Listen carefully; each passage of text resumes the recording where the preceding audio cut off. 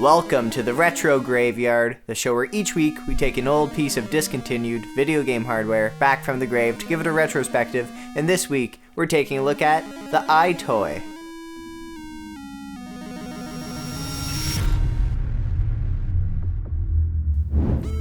So this is the EyeToy, and I absolutely loved this thing when it came out over a decade ago in 2003. It's essentially a webcam for the PlayStation 2. It's originally manufactured by Logitech, but manufacturing later switched over to a company called Namtai.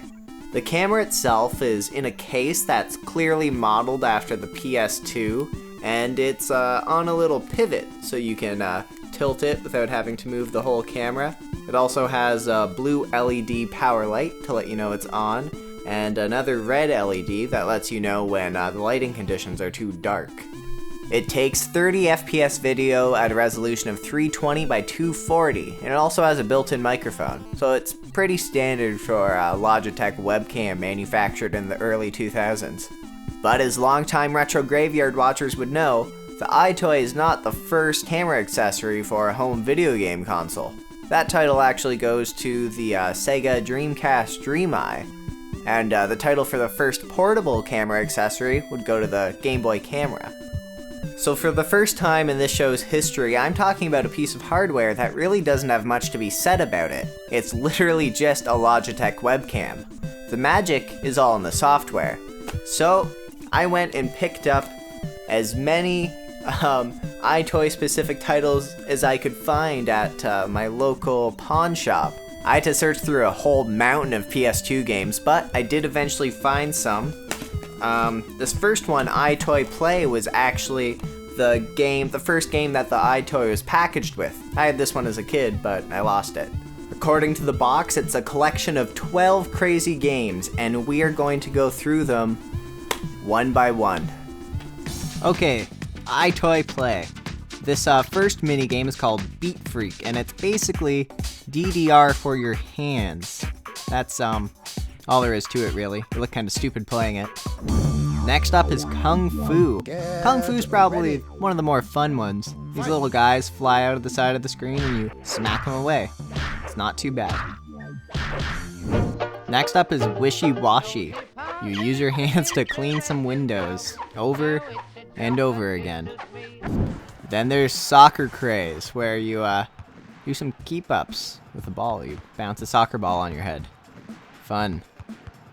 Then we have Boxing Chump, where you are fighting a boxing chimp. Ha. You punch it. Then there's UFO Juggler. You have to spin these UFOs, try to keep them up in the air, and then some things come by and try to kill them. Oh, Slapstream. Slapstream is weird. I actually didn't even get a chance to figure this one out. I lost so quickly, I don't even know what happened. What the fuck was that? Then there's Plate Spinner, which is basically just the UFO one, but yeah, it is just the UFO one. Then there's Disco Stars, which is kind of like the DDR for your hands one, but mixed with Simon Says. So you have to repeat what she does. Look at me. Then we have Ghost Eliminator, where you scare some ghosts away. Not that great. Cool effect though. Then there's Mirror Time. Mirror Time, you have to hit the green buttons, but it tries to trick you by flipping parts of the image around so it confuses you. It definitely confused me. Oh! Then lastly, we have Rocket Rumble, where you highlight rockets and then detonate them. That's pretty much all there is to it. Next up is EyeToy Groove. This does not look good.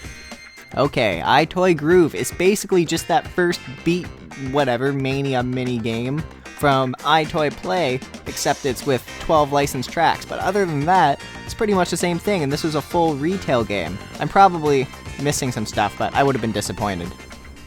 Next up is EyeToy Anti-Grav, which was actually made by Harmonix, the creators of the original 2 Guitar Hero games, as well as the Rock Band series, and a lot of other rhythm games before that. So this should be an interesting one.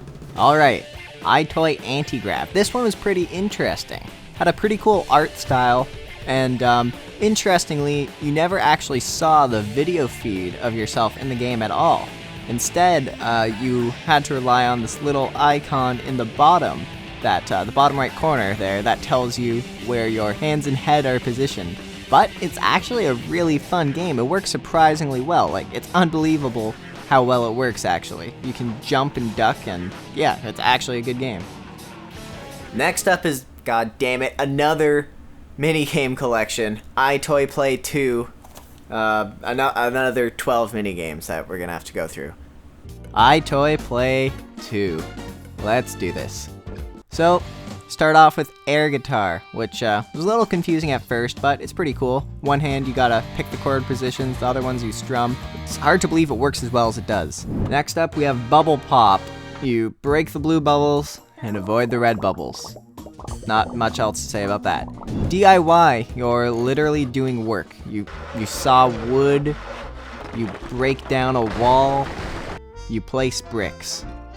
Then there's drumming, which is the same rhythm game again. The same thing as EyeToy Groove and that other mini game. Ugh. Then there's goal attack, which is really weird. It's weird seeing your image move around like that. I could not get the hang of this one. Then home run, where you're a baseball batter.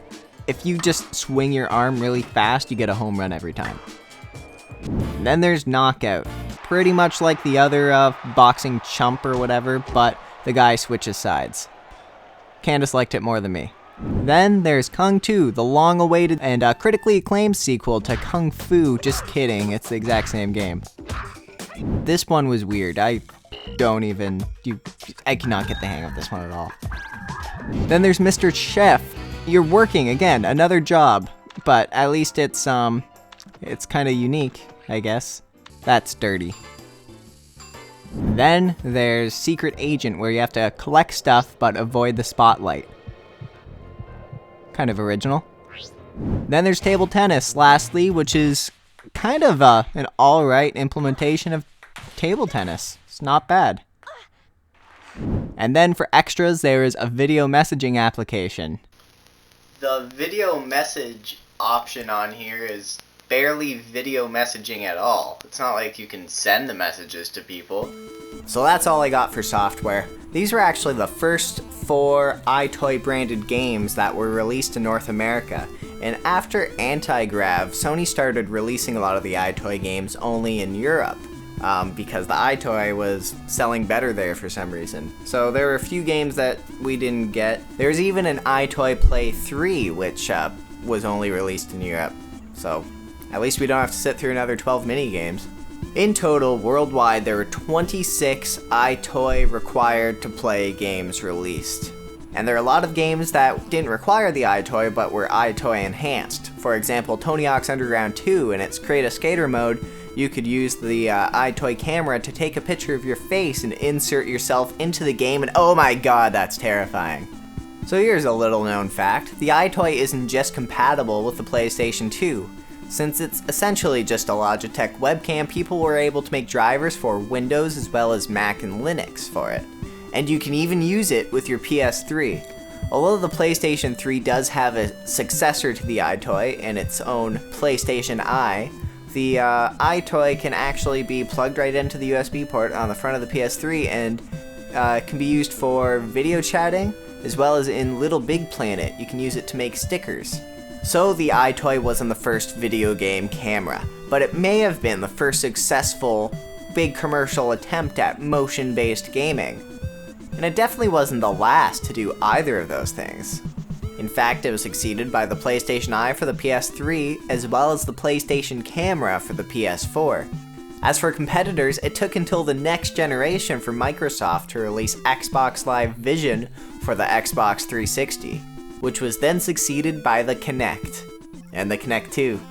All of those accessories were made with the purpose of letting you play video games using your body as the controller, and they all started with this guy. But anyway guys, that's about it for the Sony EyeToy. Thanks for watching this episode of the Retro Graveyard, and a very special thanks to TJ Thomas, who actually sent me this particular EyeToy, because I lost mine a long time ago, and he wanted to see a Retro Graveyard on the EyeToy, and he was willing to send me his. So thanks a lot for that. I really appreciate it. If anyone else thinks they have a good piece of old tech that would be good for a retro graveyard, I'm always open to that. So thanks again, TJ, and see you guys the next retro graveyard.